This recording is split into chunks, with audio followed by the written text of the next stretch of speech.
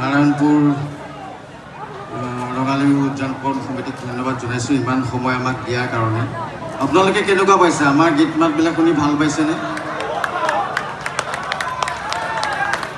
ধন্যবাদ ধন্যবাদ আপোনালোকৰ মুখেৰে শুনাৰ কাৰণে।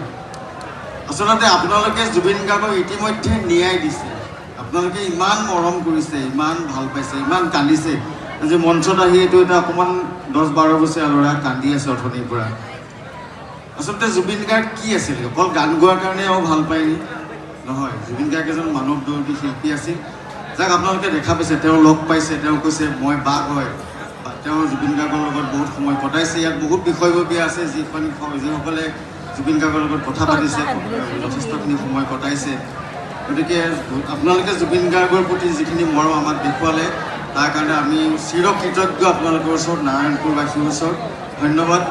আৰু অলপ সময় অনুষ্ঠান আছে, আপোনালোকে ধৈৰ্য্যৰে শুনক আৰু আমাক অলপ মৰম দিব বুলি আশা কৰিলোঁ। আৰু উদযাপন সমিতিসমূহ বিষয়ববীয়াকৈ আমাৰ ফালৰ পৰা ধন্যবাদ। আৰু আপোনালোকৰ ফালৰ পৰা ডাঙৰ হাত চপৰি আপোনালোকৰ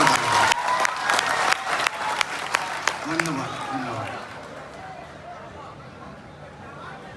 ভাইটি মানে মই খালি এটাই কওঁ, এনেকৈ আপোনালোকে জুবিনক মৰম দি থাকিব, জীয়াই ৰাখিব, আৰু জাষ্টিছ ফৰ জুবিন লাগিবই। Justice for Zubeen, we want justice for Zubeen Garg.